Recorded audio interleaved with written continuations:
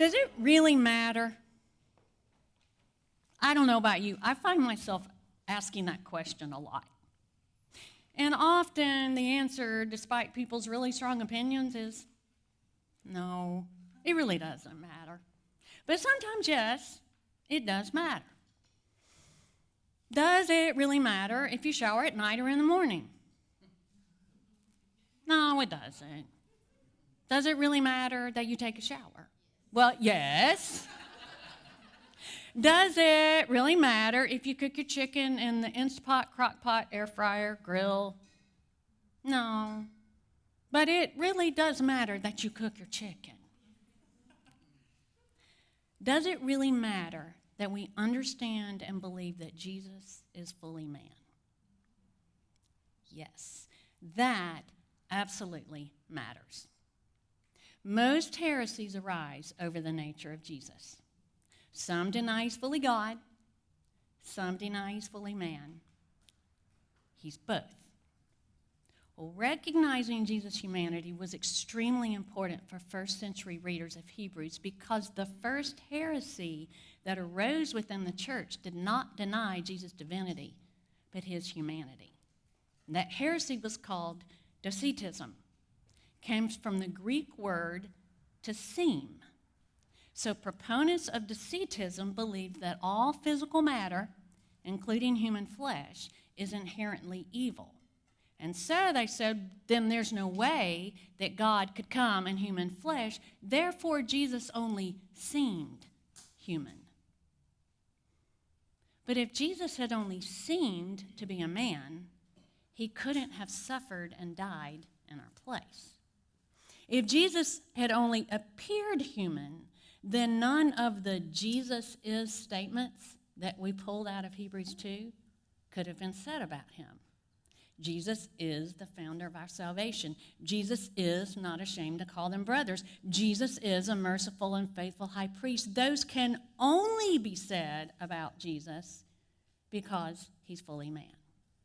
So what I want us to see today is that it really matters that Jesus is fully man because that means Jesus is our pioneer, our brother, and our mediator. So first, let's look at Jesus as our pioneer. Hebrews 2, starting in verse 5. For it was not to angels that God subjected the world to come, of which we are speaking. It has been testified somewhere, what is man that you are mindful of him, or the son of man that you care for him? You made him for a little while lower than the angels. You have crowned him with glory and honor, putting everything in subjection under his feet. Now in putting everything in subjection to him, he left nothing outside his control. At present, we do not yet see everything in subjection to him. So the writer of Hebrews is continuing his argument from chapter 1 that Jesus is superior to angels. But he's aware that some readers could be thinking, if the Son of God is greater than the angels, how could he be a man because men are lower than the angels? So he answers that question and that objection with a quotation from Psalm 8. So a question we need to address is there's a lot of references in verses 6 through 8 to him. Some translations even say them. So is the writer talking about us? Is he talking about Jesus? Yes. Old Testament scriptures have an immediate meaning and an ultimate fulfillment. So the immediate meaning of Psalm 8 goes all the way back to Genesis 1 and celebrates God's creation of humanity as the pinnacle of his creation. God never gave angels dominion over this world. That was given to humanity. But we have really messed that up. So the writer of Hebrews wants us to see that Jesus is the ultimate fulfillment of Psalm 8. As fully man, Jesus is superior to angels, and he restores humanity to our original God-intentioned purpose and glory that was destroyed by the fall. Now, in putting everything in subjection to him, he left nothing outside of his control. When the first recipients heard this statement, they might have been thinking, is is he talking about me? Because I don't see it. All I'm seeing is persecution and harassment and hardship, and I'm not in control of anything. And I can relate.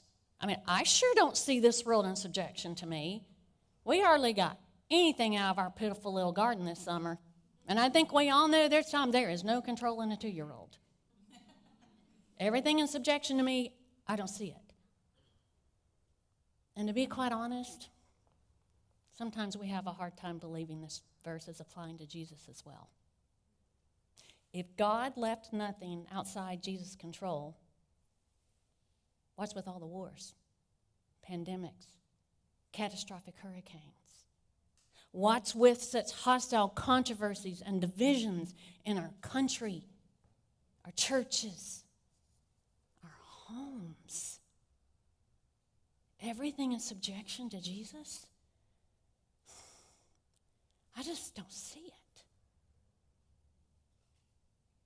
But, verse 9 says, we see him. We can't always see the world in full subjection to Jesus, but we can always lift our eyes above the fray and see him seated at the right hand of the majesty, divinity, with nail scars in his hands. Humanity. We live between the now and the not yet. Christ's reign has been inaugurated, but not consummated. But that should not cause us to quit trusting in Jesus. It should compel us to seek to see more of Jesus, who for a little while was made lower than the angels.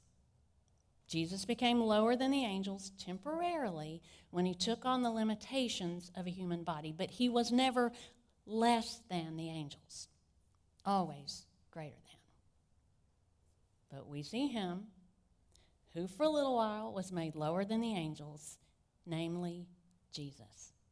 It's the first mention of his name in the book of Hebrews, and it's his human name. But we see him, who for a little while was made lower than the angels, namely Jesus, crowned with glory and honor. Same phrase as in Psalm 8, because Jesus received what God originally intended for humanity. Why? Because of the suffering of death, so that by the grace of God, he might taste death for everyone. So Jesus is crowned with glory and honor because he righted what was broken by Adam's fall. And he did that by tasting death. Now, to taste something gives us kind of the idea of just nibbling at it. But the word taste is used here the same way we might use the word taste when we tell our husband, I just want a taste of your dessert, and then we eat the whole thing. Jesus didn't just nibble at. He didn't just sample suffering and death on our behalf.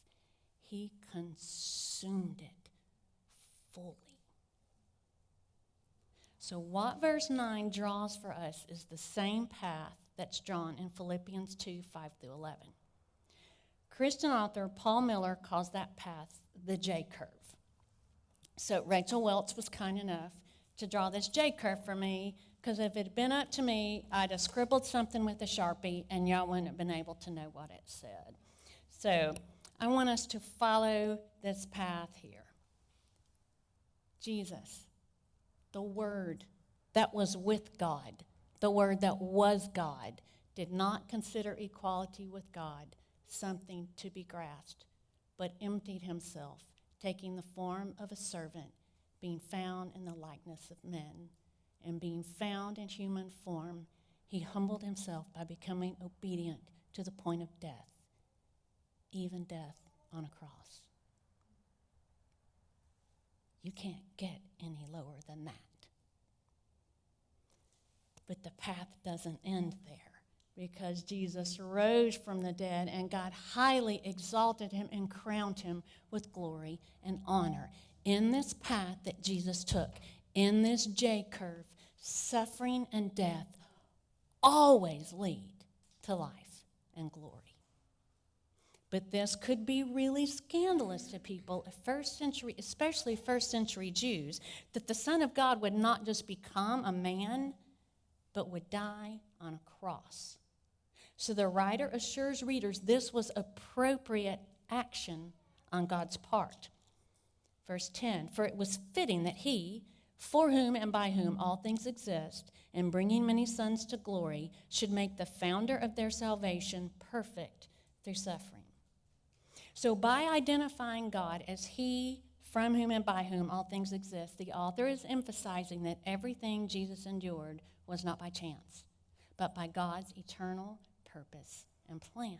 And Jesus did so in order to bring many sons to glory, to restore us to our original purpose as stated in Psalm 8. This was really super cool for me to see all of verses 5 through 10 coming together in this cohesive whole.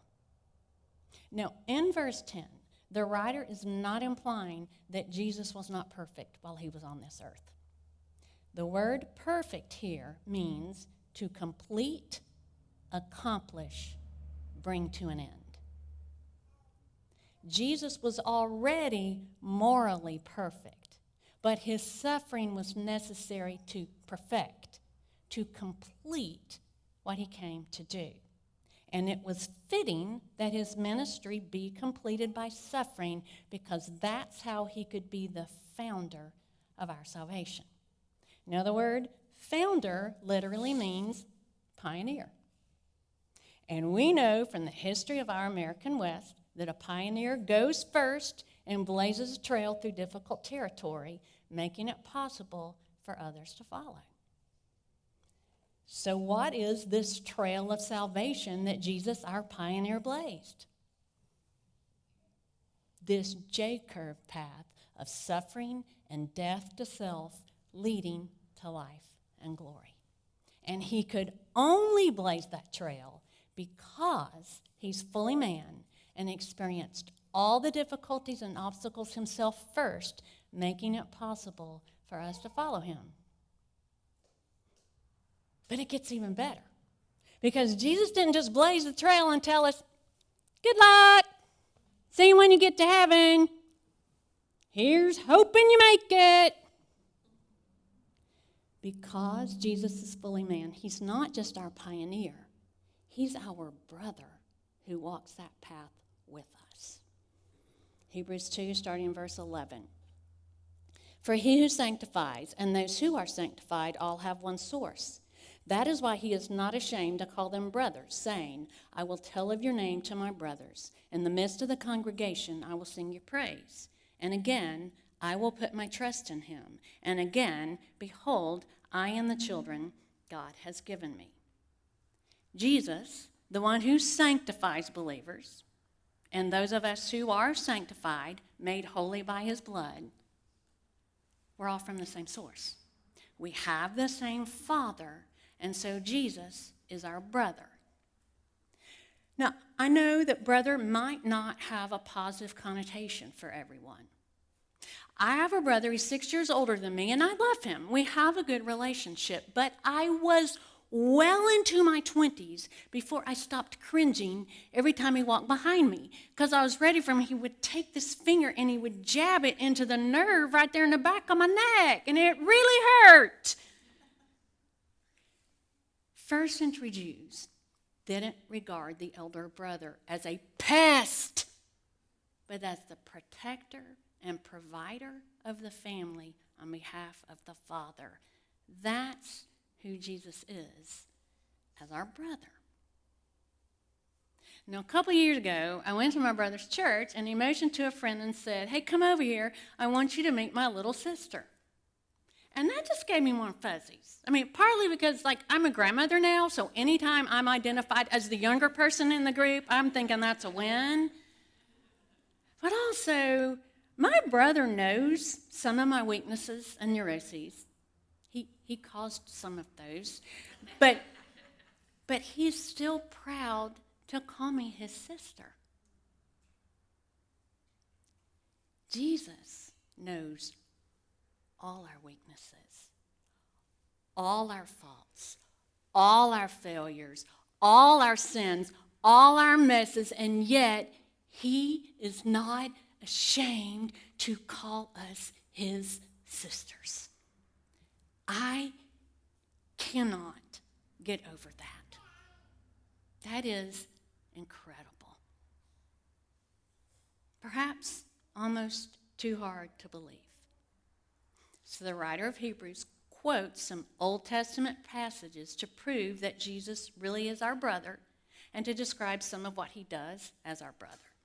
He starts with Psalm 22. He quotes just verse 22, but his original readers would have known that entire psalm that opens with, my God, why have you forsaken me? And then Psalm 22 follows this J-curve path, describing Jesus' suffering and death at the hands of evil people. But then the psalm turns the curve to life and victory and describes Jesus singing praises to God with us, his brothers and sisters. And then the writer quotes a couple of verses from Isaiah 8 that, boy, I know they seem really random at first, but with a little digging, we can see that they clearly indicate that Jesus associates himself with believers, that we are all in one family with one Father. Now, Isaiah 8 is a messianic passage. It comes right after Isaiah 7 that contains the verse, behold, the virgin shall conceive and bear a son, and shall call his name Emmanuel. And it comes right before Isaiah chapter 9 that has the verses, for to us a child is born, to us a son is given, and his name shall be called Wonderful, Counselor, Mighty God, Everlasting Father, Prince of Peace. And sandwiched between these two beautiful Christmas prophecies is Isaiah 8. And the words and actions on an immediate level were accomplished by Isaiah the prophet, but on an ultimate level, they are fulfilled by Jesus. So God gave Isaiah his words to deliver to the Israelites, but Isaiah's message was falling on deaf ears, and he was suffering for being God's messenger. So he says in Isaiah 8:17, I will wait for the Lord who is hiding his face from the house of Jacob, and I will hope in him. The writer of Hebrews attributes this declaration of faith to Jesus, whose message also fell mostly on deaf ears, and who suffered beyond belief for being God's final supreme word. So Jesus shows believers by example what to do when we're here in the midst of this pain and mess.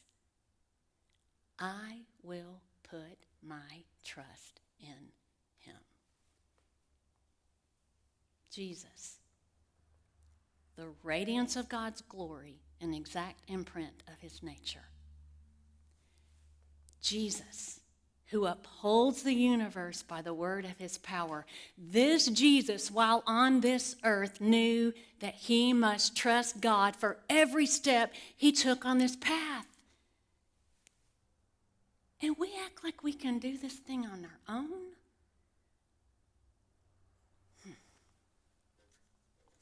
Then in Isaiah 8:18, the prophet goes on to say, behold, I and the children whom the Lord has given me are signs in Israel from the Lord of hosts.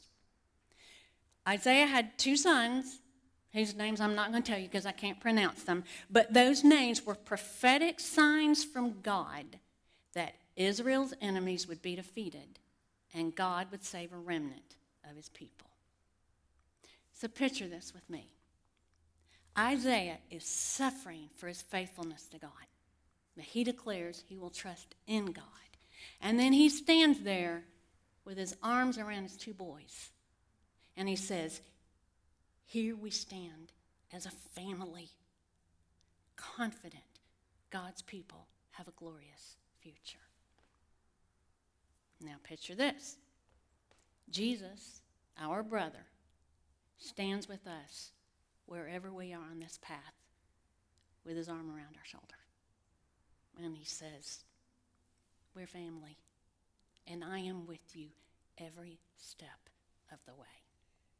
I have already traveled this path, and I guarantee you it leads to life and glory. Then with two therefores, the writer draws his conclusions, and he states that Jesus has to be fully man because it's the only way he can be our mediator. Hebrews 2. Lost it. Starting in verse 14. Since therefore the children share in flesh and blood, he himself likewise partook of the same things, that through death he might destroy the one who has the power of death, that is, the devil, and deliver all those who through fear of death were subject to lifelong slavery. For surely it is not angels that he helps, but he helps the offspring of Abraham. Therefore he had to be made like his brothers in every respect, so that he might become a merciful and faithful high priest in the service of God, to make propitiation for the sins of the people. For because he himself has suffered when tempted, he is able to help those who are being tempted. And the only way Satan's power over humanity could be broken was for Jesus to become flesh and blood like us, completely human in mind, body, and emotions. And then he could destroy Satan's power of death by his own death. You know, I often feel like people aren't so much enslaved by their fear of death as they are by their fear of life. In the musical Hamilton, Alexander Hamilton so desperately wants to go to war and die for his new country, and George Washington tells him, dying is easy, young man. Living is harder.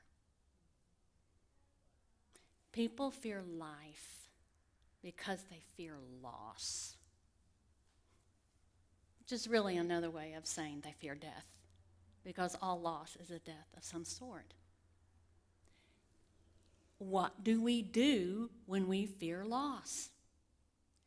We deviate from this path that involves loss and requires death to self. We drift away. We draw back. We harden our hearts. All things believers are warned not to do in the book of Hebrews. But we don't have to fear loss. We don't have to fear death because Jesus' humanity fully qualifies him to enter into our struggles and help us. Now, the word for help in verse 16 means take hold of. It's the word used for Jesus reaching out and grabbing Peter's hand when he began to sink beneath the waves. Isn't that beautiful?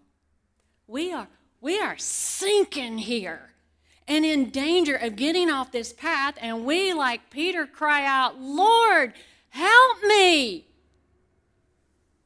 And he reaches out and takes our hand. Then we come across the first mention of Jesus as our high priest in the book of Hebrews, which is actually the only book in the New Testament that describes Jesus as a priest. This is a major theme in this book, and it will be discussed in great detail in the weeks and the chapters to come. What I want us to see today is that the high priest's main function was to act as a mediator between the people and God. High priests didn't always mediate well because they set themselves so far above and superior to the people, they couldn't represent them with mercy. And they were so sinful themselves, they couldn't represent God faithfully. Jesus, on the other hand, is a faithful high priest to God. Because he was sinless, he could, through his death, offer an atoning sacrifice that satisfied God's deserved wrath against our sin, which is the meaning of propitiation. So Jesus is a faithful high priest to God, and he is a merciful high priest to humanity. He knows how hard life is down here because he experienced it himself. He knows what it's like to suffer temptation. Time and again, while Jesus was on this earth, Satan tempted Jesus to get off this path, to take the easier way, the self-promoting way, the logical way. And Jesus did not one time. So how encouraging for Christians who are tempted to drift away or draw back from this path to know that Jesus gets it. He's not mad at us or disgusted with us that we're struggling. He compassionately understands our struggles and stands ready to help us. Now, the word used for help in verse 18 means to run to the cry of one in danger. That's what Jesus does as our merciful and faithful mediator. Are you beginning to see that Jesus became fully man because we, you, me, the world out there, we really matter to God? So how do we respond to this recognition that Jesus is fully man? Well, because Jesus is fully man, God left nothing outside his control. So let us surrender all control to Jesus. Jesus is crown with glory and honor. So let us give him all glory and honor. Jesus is the pioneer of our faith. So let us follow the trail that he blazed. Jesus is not ashamed to call us his sister. So let us not be ashamed to call him brother. Jesus fully depended on and trusted in God, so let us do the same. Jesus walks this path with us, so let us keep in step with him. Jesus is able to help those who are tempted to get off this path, so let us cry out to him for help and hang on. Because Jesus is our pioneer, our brother, and our mediator, we can faithfully journey this path through the suffering and death all the way to life and glory. And that really matters. Let's pray.